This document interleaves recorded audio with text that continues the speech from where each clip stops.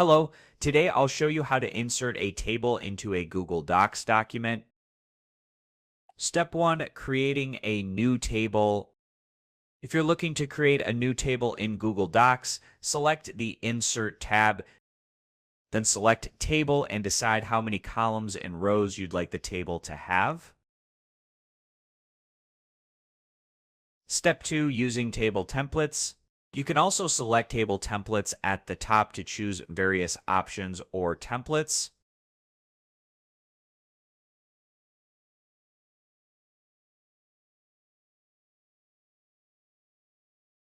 There are a few different templates you can choose from, which may not be obvious at first.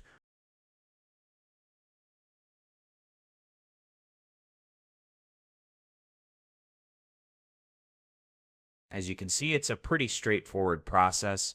Thank you for watching. I hope I was able to help you out. I look forward to seeing you in the next tutorial.